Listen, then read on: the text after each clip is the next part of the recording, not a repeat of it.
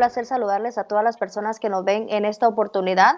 Mi nombre es Mayra Elizabeth Barahona Sosa, soy estudiante del 7º semestre de la licenciatura en Ciencias de la Comunicación del Centro Universitario de Oriente CUNORI. En esta oportunidad, en nuestro programa CUNORI Comunica, tenemos a dos expertos en la rama de la historia. Ellos son la doctora en Historia, Artemis Torres, directora de la Escuela de Historia, específicamente de la USAC, y también tenemos al licenciado Walter Enrique Gutiérrez Molina, quienes en esta oportunidad van a compartir datos importantes sobre este centro de estudios universitarios, porque muchas veces pues escuchamos el nombre USAC, pero no tenemos alguna idea de cómo se fundó, cómo es que ha venido trabajando, y son datos bastante importantes que como estudiantes y también como nación en general deberíamos de conocer. Así que bienvenidos a este espacio de entrevistas. Reiteramos, la doctora en Historia Artemis Torres y también al licenciado Walter Enrique Gutiérrez Molina. Bienvenidos, vamos a comenzar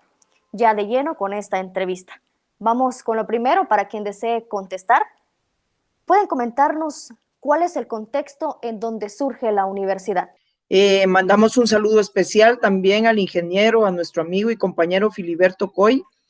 por esta cordial invitación, y los exhortamos a que sigan llevando a cabo este programa que es verdaderamente formativo para todo el área del oriente del país. Así es que como historiadora, pues me da mucho gusto compartir también esta entrevista con un gran amigo y colega, el maestro Walter Gutiérrez, quien es especialista en la historia del arte y un profesor e investigador prominente también de nuestras aulas universitarias y actualmente secretario de la Escuela de Historia. Pues bien, es importante resaltar el papel que la universidad ha tenido, tiene, y viéndolo desde una perspectiva histórica, pues es fundamental que todos los sancarlistas y el pueblo de Guatemala en general tengamos algunos lineamientos de cómo es que surge la Universidad de San Carlos de Guatemala, la universidad estatal, la Universidad del Pueblo de Guatemala, la universidad que nos compete a todos como universidad, insisto, estatal y pública. Y efectivamente, ese contexto en el que hace 345 años surge nuestra gloriosa entidad, pues es un ambiente conventual. Situémonos todos en ese periodo colonial, un periodo que la historia nos ha permitido incursionar en ella y nos ha permitido también generar esa atmósfera, imaginarnos esa atmósfera en la cual una Guatemala está siendo, digamos, relevante porque tiene 300 años aproximados de una cultura que se ha sabido por los libros y por las investigaciones históricas, con mucha religiosidad, con mucha conventualidad, en un ambiente que lo podemos situar, si ustedes quieren, queridos televidentes, si quieren imaginárselo aún más, en un escenario colonial como la ciudad de Antigua Guatemala, que hoy es pues una ciudad viva. Pero para que tengamos una idea, es ahí en donde podemos encontrar elementos contextuales y, por supuesto, explicaciones del por qué surge la Universidad de San Carlos de Guatemala, por qué hay necesidades de los grupos de élites, de los grupos criollos que están haciendo acciones fuertes para lograr tener una universidad en esta particularidad de la Capitanía del Reino de Guatemala, y por supuesto de también cimentar y dar aquellos primeros pasos que los vamos a encontrar como una herencia cultural de universidades también obviamente europeas. Estoy hablando concretamente de la Universidad de Salamanca en España, una de las universidades más antiguas, y que todas esas influencias externas van a cuajar también en esas necesidades de conocimiento que, si bien es cierto, tiene un origen y una causa de ese grupo elitista, pues también hay que decirlo, ese grupo elitista es el que hace las gestiones y va a plantear como antecedentes también los colegios mayores, que son los que van a ser los predecesores de la fundación de nuestra Universidad de San Carlos de Guatemala. Podríamos hablar mucho al respecto, cuáles son esas inquietudes académicas, cuál es ese estatus que también ese sector de criollos está buscando a partir de su formación académica, cuál es ese espacio social y espacio también esa apertura política que el conocimiento les va a dar, y por supuesto cuál es la utilidad de los conocimientos que en ese momento van a hacer presencia con la fundación de nuestra alma mater. Recordemos que es una universidad que nace bajo el auspicio por supuesto, de la corona, por eso es que es real, y por supuesto también del gobierno papal, y por eso precisamente es pontificia. No quisiera abordar más sin dejar en el uso de la palabra, creo, al maestro Walter, que tiene también elementos que aportan a este surgimiento de nuestra alma mater. Gracias, doctora Artemis. Es un gusto también compartir con usted en Cunori Comunica una efemérides especial para nuestra universidad y, como dijo nuestra presentadora, un evento importante para toda la sociedad guatemalteca. La conmemoración de la fundación de la Universidad de San Carlos cada año, el 31 de enero, creo yo que va más allá solo de la comunidad sancarlista, sino que también llega a cada rincón donde los estudiantes, los profesionales nuestros hacen su trabajo día a día. Y complementando un poco la pregunta que nos hacían, ¿cuál es el entorno del aparecimiento de la universidad en Guatemala? Pues a mí creo que solo me restaría mencionar a 3 instituciones que ya se encontraban en Guatemala desde por lo menos 1530, funcionando como evangelizadoras, pero al mismo tiempo como educadoras de la sociedad guatemalteca. En ese sentido, y apoyando lo que la doctora Torres nos mencionaba sobre ese aspecto conventual, este aspecto religioso, monástico de la educación y de la vida cotidiana en la Guatemala del siglo XVI y XVII, pues estaba dominado por 3 instituciones a las que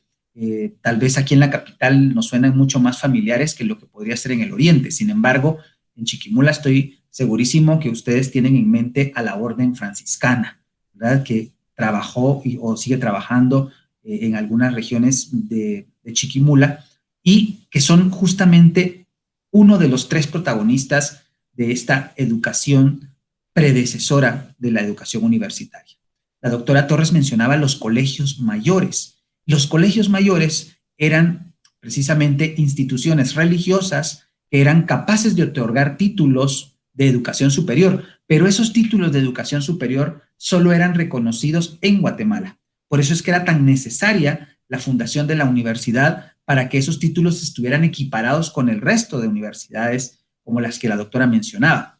Salamanca, Alcalá de Henares,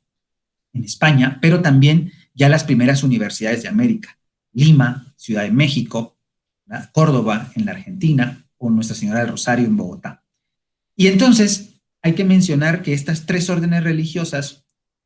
que se disputaban la primacía de la educación superior en la ciudad de Santiago de Guatemala forman ese entorno en el cual se va a producir el desenlace final de la fundación. Junto a la orden franciscana, que tenía el colegio de San Buenaventura, estaba la orden de los dominicos, que tenía el colegio de Santo Tomás, y la orden de los jesuitas, que tenía el colegio de San Francisco de Borja. Todos estos lugares que estamos mencionando en este momento los podemos visitar en la antigua Guatemala. Y eso creo que es un privilegio que tenemos los guatemaltecos y un privilegio que también tenemos los sancarlistas de poder desplazarnos a los escenarios en los cuales se gestó la fundación de nuestra universidad. Y creo que es hasta una experiencia gratificante intentar, por ejemplo, coordinar desde cada centro regional una visita a todos estos lugares que nos permitan hacer viva la experiencia de conocer nuestra historia. Y ahí están en la antigua Guatemala. Y algo muy importante, el colegio que tuvo mayor predominancia es el colegio dominico, el colegio Santo Tomás de Aquino. Ese colegio es parte primordial del patrimonio de la Universidad de San Carlos de Guatemala. Y ahí está, muy cerca de la entrada de la ciudad de la antigua Guatemala, el Colegio Santo Tomás, que es patrimonio de la Universidad de San Carlos y que podemos visitar cuando vayamos a recorrer las calles. Ahí está el Museo de Farmacia y hay un museo de artesanías regionales. Así que esto nos ayuda a completar ese panorama del cual la doctora Torres nos acaba de exponer y explicar. Estos son datos que muchas veces nosotros como estudiantes y como población guatemalteca desconocemos sobre este centro universitario. Y es fácil decir que se cumplen 10 años, 20 años, pero ya este 31 de enero, 345 años, es bastante historia. Por lo tanto, ustedes me comentarán cuál es el inicio directamente de la Universidad de San Carlos de Guatemala. Hay que mencionar que es importante indicar que el inicio está en estas necesidades de formación de estos sectores de élite. El inicio de la universidad también es un inicio que la historia registra en donde, por ejemplo, hay limitación para que los primeros alumnos, estudiantes, discentes estén presentes en las aulas universitarias. El inicio podríamos decir que es como el sincretismo o la síntesis de esa herencia que ya mencionábamos, universidades de España concretamente,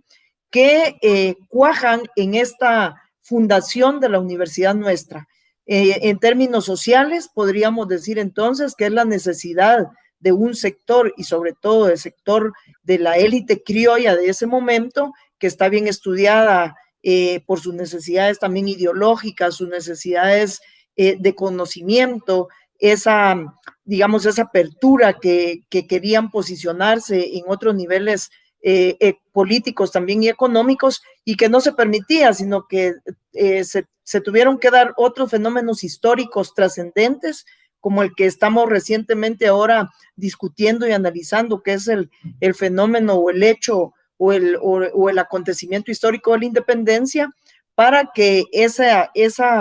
élite criolla se diera espacios o le cedieran espacios también y pudiera tener, digamos, otro tipo de alcances. El inicio entonces es social, el inicio entonces también es económico, el inicio es político porque se llevó a cabo también a través de muchas gestiones que tuvieron que realizarse para poder llegar a la fundación de la universidad. Y cuando digo también económico es porque ustedes sin duda alguna han leído algunas historias de la educación o las historias de la misma Universidad de San Carlos, en donde podemos ver cuáles fueron los aportes económicos que se tuvieron a mano para poder llevar a cabo su fundación. Podríamos decir también que hay una preponderancia o un papel fundamental que juegan las órdenes religiosas, como lo mencionaba el maestro Walter muy pertinentemente, en donde podemos ver que la orden dominica efectivamente también tuvo una participación muy, pero muy directa, y recordemos también su papel histórico, siempre en posiciones políticas, posiciones de poder, en las altas jerarquías eclesiásticas y por supuesto en su incidencia en estos inicios de nuestra Universidad de San Carlos de Guatemala. Yo quisiera agregar tal vez en este punto de que el inicio concreto de la Universidad de San Carlos, que se toma como punto de partida el 31 de enero de 1676, que es el día en que se firma la Real Cédula de fundación por Carlos II, es el producto de un proceso de un poquito más de un siglo. Si ustedes tienen en mente ahorita sus billetitos de 100 quetzales, ¿verdad? Y si no, pues saquemos uno y lo podemos juzgar en sus hogares, van a ver que en el billete de 100 quetzales, en el anverso aparece el obispo Francisco Marroquín, pero en el reverso aparece la Universidad de San Carlos de Guatemala, la segunda sede. Y entonces nos tendríamos que preguntar qué relación hay entre el obispo Marroquín y la Universidad de San Carlos. Si el obispo Francisco Marroquín fallece en 1563 y la Universidad de San Carlos se funda en 1676. Y siempre se ha dicho que la Universidad de San Carlos tiene en el obispo Marroquín a su principal impulsor. Ahora, ¿qué pasa? Que hay 100 años de diferencia. Lo que pasa es que, y lo acaba de mencionar la doctora cuando habla de los capitales que se necesitan para fundar la universidad, hay que reconocer que el primer capital con el que se cuenta es el que deja el obispo Francisco Marroquín. Francisco Marroquín, que había sido formado en una España que va pasando de lo medieval a lo renacentista, ¿verdad?, tiene ese impulso de fundar una universidad como acababa de ser fundada en Lima y en México. Y entonces, él lo intenta, pero no lo logra. Sin embargo, logra acordar con los dominicos que ese sea el colegio mayor principal y va a ser hasta prácticamente mediados del siglo siguiente, mediados de 1700, que se logra que otros dos capitales, como el del capitán Pedro Suárez y el de Sánchez Barahona, permitan hacer que el rey por fin autorice la fundación de la universidad. Y aquí veamos otra cuestión muy interesante, la competencia interamericana que existe porque esta ciudad tenga también su propia universidad. Fíjense que en realidad muchas veces decimos que nuestra universidad es la tercera de América, no es así, ¿verdad? Es la séptima de las fundadas en la América hispánica. Está primero la de Santo Tomás de Aquino en Santo Domingo, segundo la de San Marcos de Lima, tercero la de Ciudad de México, cuarto la de Córdoba en Argentina, quinto la de San Francisco Javier de Sucre, sexta Nuestra Señora del Rosario de Bogotá y séptima la Universidad de San Carlos de Borromeo en Guatemala. Sin embargo, como la de Santo Tomás de Aquino no logró sus pases de ley y la Universidad de México dejó de funcionar durante algún tiempo, normalmente se corren los puestos y la Universidad de San Carlos de Guatemala queda en el quinto sitio de antigüedad en América Latina. Pero esto es producto de toda esta historia de más de 100 años de esfuerzos que se dan para que la ciudad de Guatemala se coloque al nivel de estas ciudades que, si nosotros nos damos cuenta, son ciudades ricas del continente americano, ricas en explotación colonial. Por supuesto, no es que la gente fuera rica, es una ciudad rica en explotación colonial. Ciudad de México, la ciudad de Lima, la ciudad de Sucre, que es, bueno, actualmente Sucre, en ese momento era La Plata, porque es la que estaba controlando el flujo de capitales convertidos en plata de Potosí hacia España. La Universidad de Córdoba, en Argentina, y después la Universidad de Bogotá y la Universidad de Guatemala. Es decir, aquí también hay una competencia internacional. Hay un deseo manifiesto de poner a Guatemala al nivel de estas otras ciudades. ¿Para qué? Para demostrar y para poder asegurar que la educación superior llegue a las clases dominantes que la doctora Torres ha estado mencionando en su exposición. Sin embargo, hay una cuestión muy interesante. En un principio, la Universidad de San Carlos dice que a su educación pueden acceder los pueblos originarios. La cédula dice indígenas. Es decir, sí está abierta para esta población del Reino de Guatemala. Y no está abierta ni para mulatos ni para mestizos. Esto es algo muy interesante y muy importante de mencionar en la historia del origen de la Universidad de San Carlos de Guatemala. Y otra cosa muy interesante, las cátedras que se imparten, ¿verdad? Leyes, digamos, una rama de leyes, una rama de teología y una rama de lingüística. Y lentamente se van incorporando otras como la medicina, que al final va a dar unos frutos enormes en la Universidad Colonial de Guatemala. Medicina es una rama de la ciencia que, por ejemplo, con el doctor José Felipe Flores, llega hasta convertirlo en el médico de cabecera del rey Fernando VII en el siglo XIX. Y estamos hablando de un egresado de la Universidad de San Carlos en la época de la colonia. Con los datos que aportaba y la interpretación tan buena que hace el maestro Gutiérrez, por el papel de mujer sancarlista, creo que vale la pena también retomar que el Instituto Universitario de la Mujer y otros documentos más también nos aportan que dentro de las personas que hicieron donaciones y que donaron ciertas pensiones en dinero, digamos, en ese momento circulante, está también Isabel de Loaiza, una de las mujeres que aportó y que está documentado y que en el archivo se encuentran los montos de esa donación para la fundación de la universidad. Creo que es importante porque el papel de la mujer dentro de la universidad pues ha sido relevante. Y cuando el Instituto Universitario de la Mujer, con las compañeras que están trabajando ahí desde hace algún tiempo, interesadas en la búsqueda también de las mujeres universitarias, pues encontramos este dato que nos sorprende a todos y a todas, porque efectivamente encontramos pues ya un interés y una participación y un salir de un anonimato o de un espacio, podríamos decir, reducido, no público, a una mujer que con su esfuerzo también dona pues un monto de dinero para la fundación de la universidad. Ya se ve también participación femenina y más que todo se ha visto la participación masculina. Ya hablamos un poco del contexto, ya expresamos un poco sobre el inicio de la Universidad de San Carlos de Guatemala y pues esta ha sido una evolución grande. ¿Qué me podrían comentar ustedes sobre la docencia específicamente en esos años? ¿Cómo comenzó? Tuvo también características muy particulares. Y es que en ese ambiente conventual, en ese ambiente de religiosidad, pues los métodos eran prácticamente también métodos escolásticos para la enseñanza y para el aprendizaje.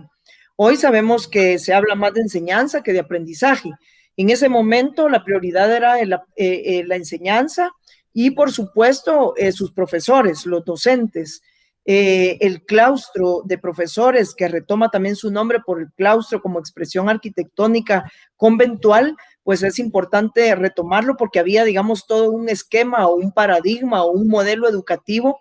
que no solo tenía esa metodología, sino que fundamentalmente también sus contenidos, los contenidos propios en la formación de los profesionales en ese momento, tratándolos con categorías actuales, era también contenidos muy religiosos. ¿Cómo podemos saber los historiadores de esos contenidos? Pues existen documentos que atestiguan cómo era la docencia, cómo eran las formas de evaluar a los estudiantes, cómo era la forma del ejercicio docente dentro de las aulas, en donde la autoridad era el profesor y en donde los estudiantes que estaban aprendiendo verdades planteadas, sobre todo desde principios religiosos, no tenían, digamos, mucha opción a la discusión, a la propuesta, sino más bien a la reflexión de todos aquellos caminos o métodos que servían para llegar a encontrar esas verdades que emanaban de una figura absoluta. Una historia providencial, por ejemplo, era la que se puede evidenciar a través de las tarjetas que hoy conocemos como las tarjas, con las cuales se difundía, eran las tarjetas de invitación de esa época cuando alguien se iba a graduar. Recuerden ustedes la dificultad de la imprenta, entonces eran como unas grandes invitaciones que se hacían con elementos artísticos y contextos muy determinados, en donde incluso muchas de ellas guardaban una unidad. Se dedicaba el acto de graduación a una figura santoral o a una, o algo representativo de la iglesia, a la cual se le dedicaba el acto en compensación o en reconocimiento al gran esfuerzo logrado a través de esa misma cosmovisión divina. Es también relevante decir que esos documentos que se llaman tarjas universitarias, pues actualmente hay varias en el Museo del Libro Antiguo, en Antiguo Guatemala, valga la redundancia, y también en el Archivo Histórico de la Universidad de San Carlos, y sin duda en el Archivo General de Centroamérica, en donde también hay documentación que respalda cuál fue el devenir histórico de la universidad y cómo era esa docencia. Quiero remitirme también a que los contenidos fundamentalmente se basaban en la filosofía escolástica, en el mundo grecolatino que era retomado y en las grandes obras planteadas por los filósofos de esa época, que retomaban también a los clásicos griegos, y que no es que su pensamiento, los pensamientos, la cultura del mundo y los conocimientos siempre se van heredando de cultura a cultura y se van expresando con algunos, digamos, científicos, conocedores, sabios, como se les ha llamado en algunas épocas de la época. Y en este caso, las ideas de San Agustín de Hipona, por ejemplo, representante de la orden franciscana, y los conocimientos también aportados en la gran obra de Santo Tomás de Aquino, una figura de la orden dominica, eran los que se pueden ver, que eran discutidos, conocidos y analizados en esas tarjas que eran como la expresión de la tesis defendida en esos actos de graduación coloniales. Quiero decirles que esas escenas se pueden verificar en los montajes museográficos que tiene, valga también la redundancia, el Museo Universitario, conocido por sus siglas como MUSAC, allá en la 9ª Avenida, en donde didácticamente se le presentan al público los escenarios y los ambientes que nos permiten imaginar cómo eran de solemnes, de formales, esas cátedras impartidas por los profesores que eran los conocedores amplios de esa obra y de ese pensamiento, de esa filosofía de corte religiosa. Y bueno, yo en este sentido tal vez solo podría agregar la prácticamente universalidad de la validez de los títulos y de la educación que se impartía en la universidad en ese momento. Fíjense que cuando decimos Real y Pontificia Universidad de San Carlos de Borromeo, los títulos también ya los había mencionado la doctora, nos estamos refiriendo justamente a que esos títulos estaban avalados y eran aceptados Primero, en todos los territorios que estaban bajo la autoridad del rey de España, que no eran pocos. Estamos hablando de toda la América hispánica y varios territorios europeos, como Nápoles, Sicilia, España, y en algún momento todavía lograron algunos lugares de los Países Bajos. Sin embargo, cuando en 1687 se le otorga el título de Pontificia Universidad de San Carlos de Guatemala, esos títulos, producto de esa enseñanza influenciada muy grandemente por la Iglesia, pero también tuvo en algunos momentos grandes oportunidades de avance, y lo hizo en ramas como la medicina y la filosofía, pues eran aceptados en todos los lugares donde la Iglesia Católica era pues reconocida como la única. Eso prácticamente era toda Europa, toda América y algunas partes de Asia. Es decir, los títulos expedidos por la Universidad Real y Pontificia eran títulos válidos en prácticamente todo el mundo. Y esto pues es muy interesante de notar, porque muchas veces nosotros pensamos que esta era de la globalización y esta mundialización en la que estamos metidos es una cuestión que acaba de empezar, y no es así. Esto viene desde el siglo XVII y la Universidad Colonial Guatemalteca estaba metida dentro de este proceso. Otros datos interesantes acerca de cómo era esta educación, pues resultan justamente de leer las constituciones de la universidad, las constituciones originales de la universidad, y una cuestión muy interesante es que ya está reconocida la libertad de cátedra. Fíjense que esto es una cosa muy interesante, porque actualmente nosotros los docentes de la Universidad de San Carlos valoramos, estimamos, defendemos este derecho como algo inalienable, y esto está reconocido prácticamente desde la primera fundación de la Universidad de San Carlos en 1676. Y otra cuestión muy, muy interesante que les comento, que hace poco que tuve la oportunidad de andar ahí sobre la azotea de la catedral de la antigua Guatemala, pues se puede ver todo el complejo donde está la universidad, que hoy ya no es la universidad, sino es el Museo de Arte Colonial, y atrás hay un edificio muy interesante, es un pequeño claustro, y resulta ser que ese claustro es el Colegio de Guadalupe, que fue destinado para albergar ahí al pequeño grupo de chicos o de jóvenes que venían de los pueblos originarios a estudiar a la Universidad de San Carlos. Esa muestra también es muy interesante porque habla de la preocupación de la Universidad de San Carlos por cumplir el mandato de que los pueblos originarios sí tenían acceso a la Universidad de San Carlos, y se les garantizaba hospedaje para que ellos pudieran llegar a la ciudad y vivir para poder estudiar en la universidad. Ha sido un recorrido, sin dudarlo, de bastante trabajo, tanto de docentes como estudiantes que se han formado dentro de la USAC. Ahora me gustaría saber, en su experiencia que tienen dentro de la rama de la historia, pues cuál ha sido el recorrido histórico de la USAC. 345 años son, pues los vamos a tratar de sintetizar con el maestro Walter. Quisiera decirles que después de ese gran periodo colonial, pues pasaron muchos acontecimientos que tuvieron sus repercusiones ideológicas y obviamente en las aulas universitarias. Quizás saltándome un poquito, quisiera hacer énfasis en pues el siglo pasado.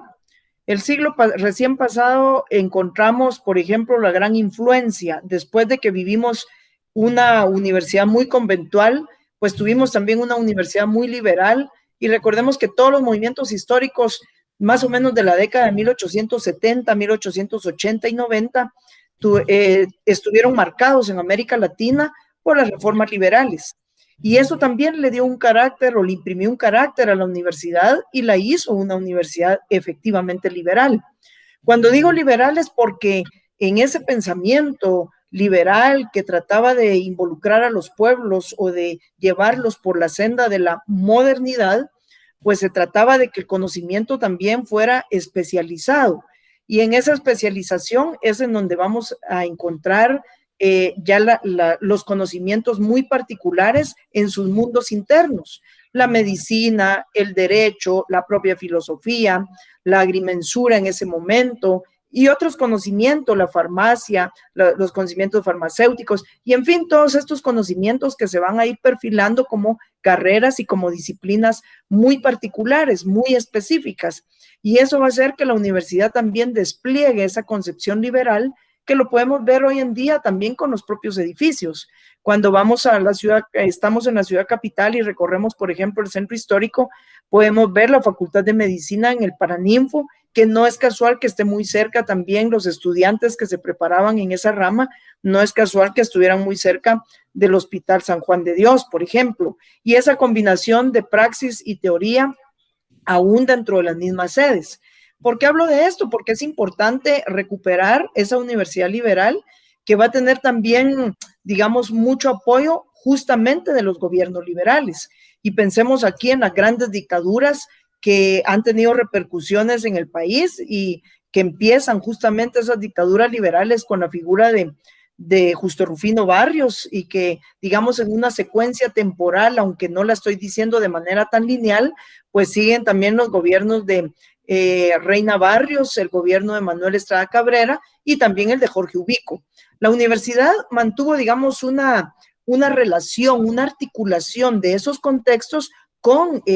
la manifestación, en este caso ideológica, de pensamiento y educativa. Recordemos cómo estas dictaduras llegaron incluso a militarizar muchas de las expresiones educativas y la universidad también sufrió de mucha represión por parte de estos dictadores que tanto, digamos, hicieron que el país retrocediera en esos términos también culturales y educativos. Pero hay un hecho fundamental y es la herencia del gran acontecimiento de la reforma de Córdoba, que acontece justamente en Córdoba, Argentina, y que va a renovar a las universidades latinoamericanas. Y en ese punto yo creo que es decisivo lo que ya el maestro Walter decía, con los logros que se van a tener cuando la Revolución de Octubre en 1944 va a retomar muchos de esos principios que van a renovar, van a oxigenar a nuestra propia universidad y van a hacer que empiece a alejarse de esa concepción liberal. ¿Qué sucede? Se logra esto, que es la libertad de cátedra. Se logra el gobierno compartido en una visión utópica, si se quiere, pero que es una aspiración que hoy en día los universitarios tenemos, que es la visión de la democracia en nuestro propio gobierno. Y por supuesto, algo que es fundamental, como la autonomía universitaria, que juramos todos los que hemos salido de nuestra alma mater, defenderla hasta con nuestra propia sangre en ese juramento que hacemos y que efectivamente lo hemos cumplido y lo seguiremos cumpliendo porque sabemos que la autonomía es lo que nos da la posibilidad de hacer que, como ya lo decía también el maestro Walter, nuestra universidad en su categoría de universalidad nos permita tener también un entendimiento libre y sin cortapisas y sin limitaciones, digamos, de carácter ideológico, que nos permita llegar a una plenitud humana a través del conocimiento, a través de la educación, para un propio ejercicio de la libertad y también para un propio ejercicio de un bienestar social colectivo.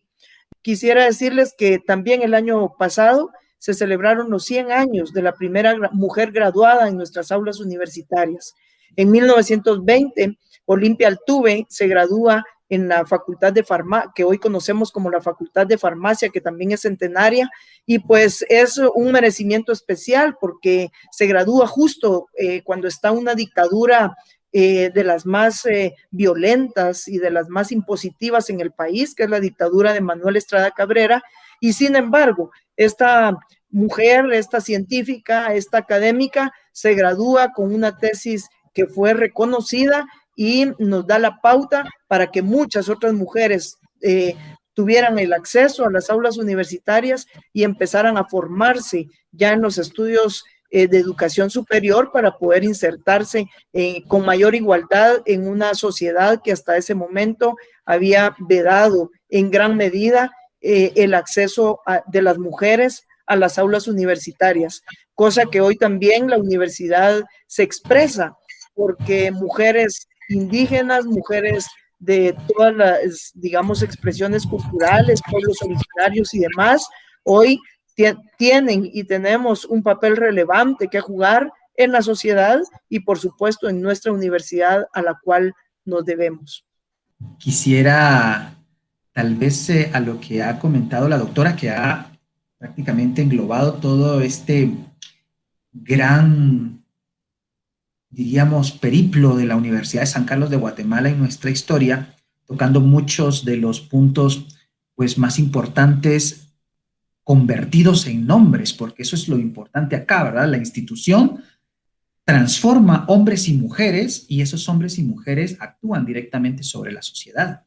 Y es muy importante reconocer justamente que es una sociedad integrada tanto por unos como por otros. Y la doctora ha rescatado acá, por ejemplo, el nombre desde una donante para la fundación hasta la primera graduada mujer de la universidad, que es algo sumamente rico e importante. Quizás yo solamente podría agregar acá,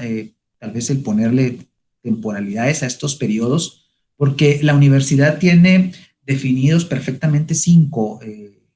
episodios históricos. El primero, que es enorme, es el de la Real y Pontificia Universidad de San Carlos de Borromeo, que va de 1676 a 1829.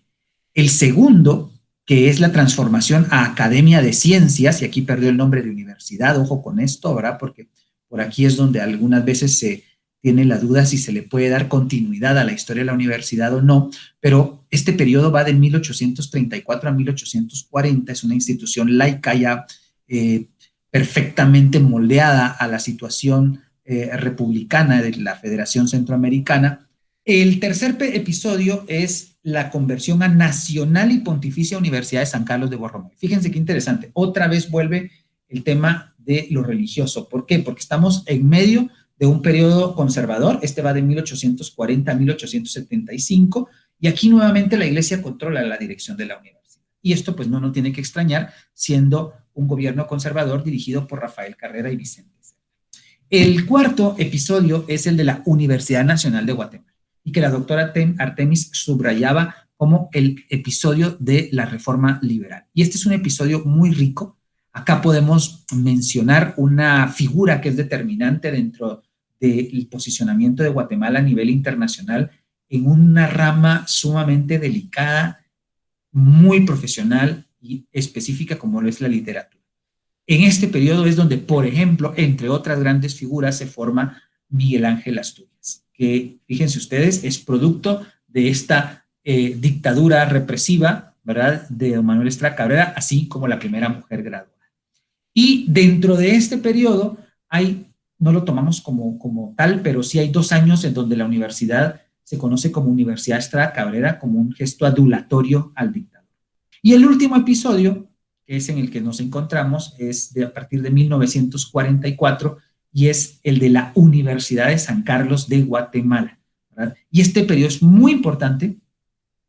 y creo que ya también la doctora Artemis hizo mención a esto, pero es el periodo en el que vivimos donde la universidad es una institución laica con una orientación social instituida por la Revolución del 44, que le da, entre otras cosas, ese sentido de autonomía a la universidad, el cual nosotros, pues, como mencionó la doctora también, defendemos y estamos dispuestos justamente a luchar por él. Así que esos son los grandes periodos históricos de la universidad, que complementan lo que la doctora Artemis ha mencionado, y que, insisto en esto,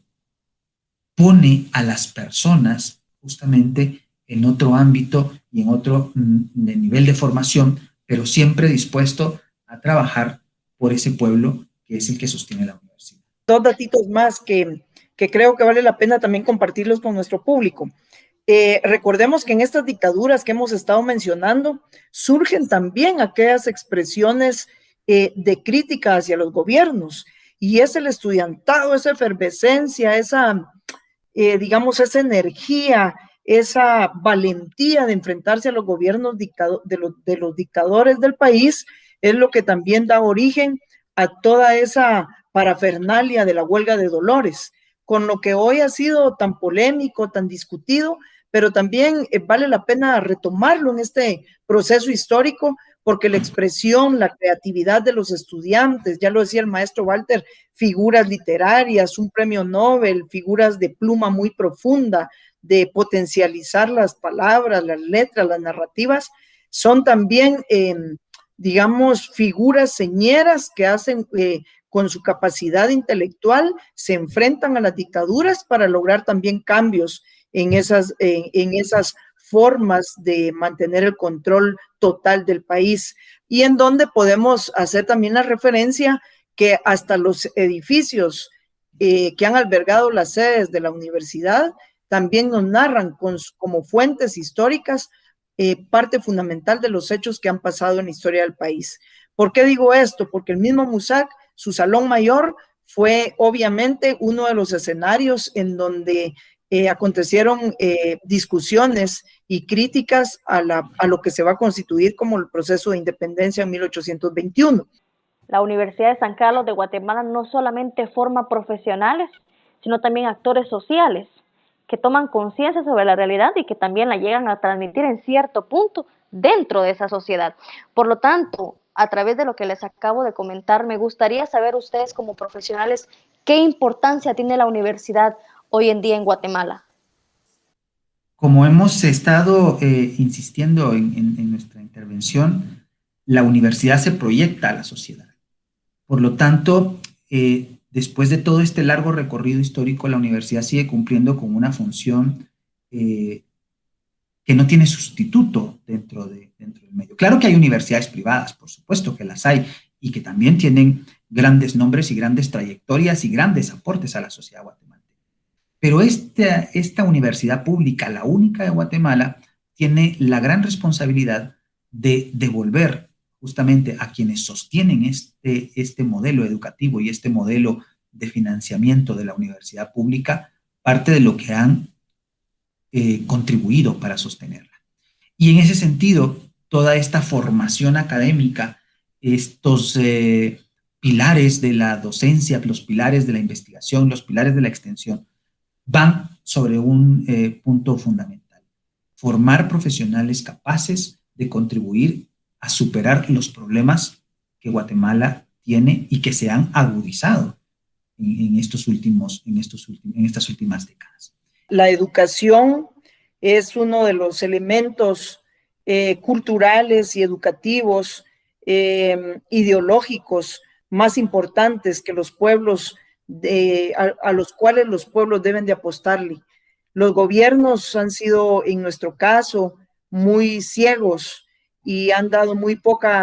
tenido muy poco entendimiento en saber que la universidad, que la educación en general del país es fundamental para lograr el desarrollo de los pueblos. Por supuesto que no podemos decir que la educación es la panacea a todos los problemas, porque sabemos que los problemas de fondo, los problemas estructurales también tienen una razón histórica. Las desigualdades sociales, la polarización que hoy vivimos en términos de grupos mayoritarios versus grupos minoritarios, tiene causas y consecuencias históricas. Sin embargo, la universidad se ha caracterizado siempre, y más en los últimos años, como universidad latinoamericana, con un origen, si bien es cierto, heredado, como lo hemos dicho, también ha tenido su propio desarrollo en el continente y en las últimas décadas ha tenido un papel muy comprometido en los cambios de las estructuras sociales del país, pero en función de las grandes mayorías. Yo creo que la claridad de esa conciencia social, ese pensar en los demás, considerar que somos privilegiados y nos honra pertenecer a la universidad pública cuando el país se debate entre mucha pobreza extrema, es una de las cosas que como sancarlistas debemos de tener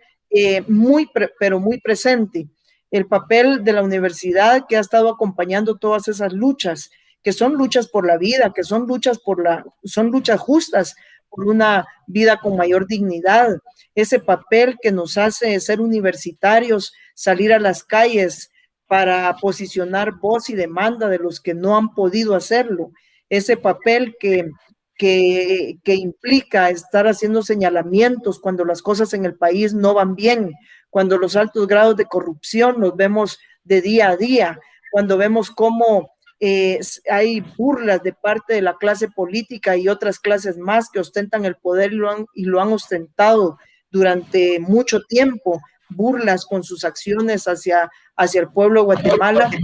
cuando la universidad realmente adquiere también ese papel de transformación. Y creo que tanto los estudiantes como los profesionales egresados tenemos el compromiso, el gran compromiso de transformar la realidad, de cambiar el mundo, de cambiar la sociedad, de cambiar la realidad en la cual nos desenvolvemos para ir logrando desde nuestros propios espacios, con un trabajo ético, con un trabajo responsable, con un trabajo transparente, que devele los principios a los cuales nos debemos como seres humanos, que velemos por los demás como sancarlistas que somos, y porque esa posibilidad de tener un título universitario o tener la posibilidad de formarnos en sus aulas es algo que el pueblo de Guatemala nos ha dado, nos ha conferido, porque hemos tenido esa oportunidad entre muchos que no la han podido tener. Me gustaría saber, con la experiencia siempre que ustedes tienen, cuáles son las funciones específicamente de las universidades o de la Universidad de San Carlos de Guatemala. Las funciones establecidas por nuestra legislación universitaria son 3 que ahora han sufrido muchos cambios. La primera función, no importa el orden en que las mencione, pero la primera función de toda universidad en el mundo es crear conocimiento, es aportar nuevos hallazgos, es que con metodologías pertinentes podamos dar nuevos conocimientos a la sociedad para poderla transformar. No tendría sentido aquella universidad que se encierra en paredes, que se discute dentro de sí mismo los nuevos conocimientos y hallazgos o los descubrimientos para estudiarlos entre sus propios académicos o socializarlos únicamente con los estudiantes. La capacidad de investigación, el proceso de investigación como un ejercicio serio y, como lo he dicho, como proceso, es una de las funciones más importantes que la universidad tiene hoy en día. El estar descubriendo, el estar incursionando, el estar posicionando esos nuevos requerimientos que la sociedad también demanda. La investigación tampoco no tendría sentido si se investiga desarticulada de la docencia. La docencia es un punto fundamental porque es la formación de todos aquellos nuevos profesionales, de todos aquellos estudiantes que están discutiendo, reflexionando, analizando con sus docentes esos nuevos conocimientos que se aportarán y que se integrarán a la cultura científica de todo un país. La docencia es uno de los ejercicios, quizás también de los más bonitos que tiene la universidad, en donde el profesor se convierte realmente en el guía, en el que orienta un proceso de aprendizaje y en donde permite y motiva también la reflexión libre de sus estudiantes, en donde permite y promueve que sus estudiantes puedan formarse siendo seres humanos auténticos, que sean seres humanos originales, que tengan un pensamiento crítico, que sean hombres y mujeres éticos, capaces de pensar un mundo mejor en función de su ejercicio profesional de futuro, y que como estudiantes también en esa vivencia que les brinda la vida a través de las asociaciones estudiantiles, a través de toda esa expresión artística que ya la mencionaba, el teatro estudiantil. Imagínense ustedes cuánto le ha dado el teatro universitario al teatro nacional, por ejemplo, digo teatro nacional, a las expresiones del teatro del país, en términos de creatividad, de posicionamiento, de códigos teatrales para poder comprender otro tipo de expresiones en donde también se manifiestan discursos críticos y también se alzan las voces de poder hacer denuncia de lo que anda mal en el país. Podríamos decir que esa función de docencia va totalmente articulada. Y la tercera función, digamos, dentro de los argumentos establecidos legales de la universidad, es obviamente la función de la extensión universitaria. Miren, hoy pensamos a una universidad en donde la extensión universitaria es la incidencia directa. Tanto la docencia como la investigación deben de estar totalmente inmersas dentro de la sociedad guatemalteca. No podemos pensar en una universidad fuera de la sociedad ni viceversa. Tenemos que pensar en una sociedad que le da origen a esa universidad y que a la vez son una misma cosa. La sociedad inmersa y la universidad es también la sociedad. Pensemos en una educación que forma mentes críticas, mentes, podríamos decirlo, y por qué no, mentes de cambio, mentes revolucionarias, mentes dialécticas, que tienen un pensamiento que está fluyendo constantemente, que está en movimiento, que se está haciendo y se está conformando constantemente, haciendo cosas nuevas y dejando de ser lo que se era. En ese sentido, esas mentes fluidas de estudiantes, de profesores, de investigadores, van a tener una incidencia y van a tener, claro, un posicionamiento y una acción, porque los conocimientos no deben de quedarse en el conocimiento teórico, sino que deben de perfilarse y toman sentido y carácter y significado en la praxis de todos los días. y ahí es donde encontramos también una universidad viva, aquellos estudiantes que día a día van, pero también le aportan a su sociedad, que están de la mano con toda esa problemática, que conocen cómo Guatemala, siendo un país tercermundista, periférico, conocen su historia, saben cuáles son los caminos a seguir. Es decir, una universidad hoy que cumple esas funciones es una universidad que tiene un respeto, que se ha ganado un respeto en la sociedad guatemalteca y que a pesar, como decía, de todas esas malas apreciaciones que los enemigos de la universidad le han hecho para desprestigiarla constantemente, diciéndonos que nuestras huelgas no sirven, que desprestigiándonos en todo sentido, pues también vemos que ahí hay un interés, hay intenciones muy claras de querer siempre llevar a una privatización lo que es un reservorio de todos los guatemaltecos y por lo cual todos los universitarios, estudiantes, egresados, trabajadores, debemos unirnos para defenderla como universidad pública y estatal, diciendo no a esa privatización con esos desgastes, diciendo sí a la articulación de esas tres funciones claves que nos hacen ser universitarios, que nos hacen proyectarnos en la sociedad guatemalteca, que nos hacen proyectarnos y articularnos totalmente, no con la sociedad guatemalteca, con el pueblo de Guatemala, que es al cual nos debemos como universitarios. CUNORI se ha convertido en un centro de referencia también por trayectoria histórica. Recordemos cómo desde siempre los dos focos culturales del país fueron Quetzaltenango y Chiquimula, quienes se querían preparar siempre con un alto nivel cultural, pues tenían que acceder a estos dos grandes departamentos con la, digamos, administración más o menos similar a la como hoy los conocemos. Por supuesto, históricamente fueron dos puntos de cultura relevantes e incluso con las reformas liberales también. Recordemos cómo se fundaron las escuelas y los institutos tanto para varones como para señoritas y la formación de maestros prominentes pues fue generando ese semillero de pensamiento de arte y de cultura. Hemos visto cómo grandes oradores, cómo esas reseñas de las antologías, tanto de uno como del otro lugar que he mencionado, pero sobre todo de Chiquimula, del CUNORI, que ahora pues nos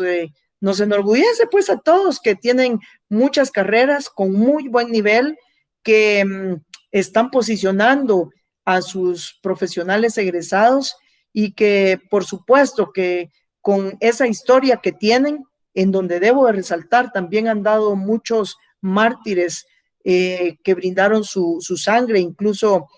autoridades universitarias que han salido del CUNORI posicionándose con un rector de los más dignos que ha tenido nuestra Universidad de San Carlos de Guatemala, pues ese mundo cultural se refleja en eso y por supuesto en las aulas universitarias del CUNORI. Cada vez que nos invitan a participar, pues siempre vamos con una alegría fundamental porque sabemos del esfuerzo que hace Chiquimula para poder mantener ese nivel académico que hasta ahora lo han mantenido, lo sostienen con esas carreras tan amplias que ahora también han incorporado a su tradición cultural universitaria y con toda esa idiosincrasia propia del oriente del país que se refleja en el centro universitario, ¿verdad? Con unas posibilidades también artísticas desde los estudiantes, con unos reyes feos que han marcado historia, que han hecho historia en el país y por supuesto con unas grandes expresiones, tanto en el campo de la literatura, de las artes, no digamos así, del conocimiento científico. El CUNORI es uno de los centros más grandes precisamente también porque ahí confluyen muchos estudiantes de departamentos circundantes y porque le ha apostado a la cultura, le ha apostado a la buena educación, a una educación con nivel. Fíjense cómo CUNORI, por ejemplo, ha hecho un gran esfuerzo por rescatar su patrimonio cultural y darlo a conocer, conservarlo, estudiarlo desde parámetros científicos. Y si no, veamos cómo ahora incorporan, por ejemplo, tanta pintura y tanto arte rupestre que tiene la historia de Chiquimula a la historia nacional. Entonces, eso es relevante porque ha sido el centro, el CUNORI, el que con sus autoridades y sus estudiantes y sus profesores han también dado un espacio, han abierto una brecha de conocimiento para investigar esas expresiones que se convierten en fuentes históricas y que cada vez que se escribe algo sobre estos sitios arqueológicos con mucho contenido, pues están dando la posibilidad de conocer más la historia del país también desde la concepción del Oriente.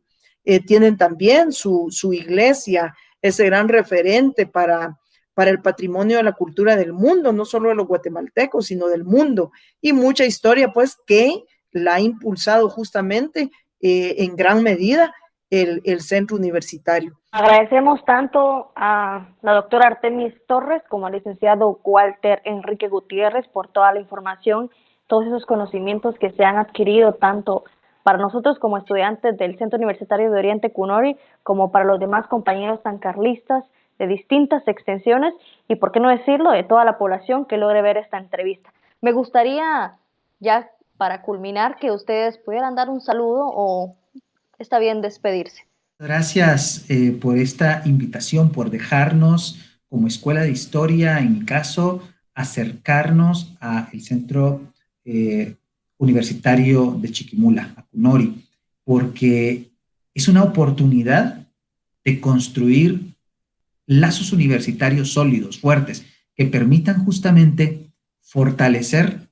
esa unidad y esa identidad que como universitarios debemos cultivar, no solo en la ciudad de Guatemala, por supuesto, porque la Universidad de San Carlos somos todos, Guatemala, los centros regionales, los distintos institutos, las distintas escuelas, todos los laboratorios, es decir, todos, el personal administrativo. Eso nos va seguramente a constituir como una gran institución como hay pocas en nuestro país. Quiero expresarles que no solo estoy muy agradecida con la invitación, sino también ha sido una entrevista muy cómoda, muy reflexiva, y estar a la par pues de mi compañero y colega Walter Gutiérrez, pues también para mí ya se ha convertido en algo, una práctica pues muy amena, estar trabajando siempre en función de nuestra universidad a la par del maestro. Ha sido para mí enriquecedor, pero también que muy placentera,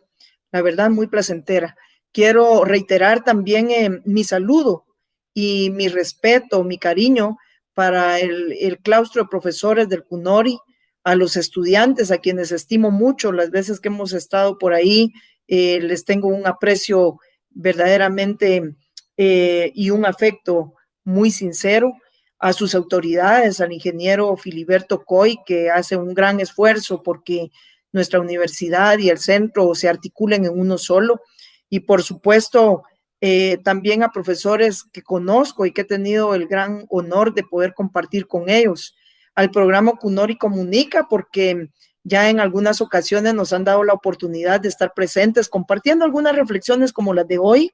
Yo desde el Centro de Estudios de las Culturas, que pertenece a la Dirección General de Investigación de nuestra Universidad de San Carlos, al maestro Walter, que ya lo indicó como secretario académico de la Escuela de Historia, pues estamos para eso, para servirles. Tenemos esos grados de solidaridad, de identidad con ustedes, y pensar que nuestra universidad en este caso nos une por esos 345 años, 3 siglos casi y medio de una expresión cultural, una expresión educativa que cada vez más nos lleva a pensar en que la universidad sigue estando presente en todas esas luchas que hacen los pueblos hoy por su sobrevivencia, por su dignidad, porque se haga justicia.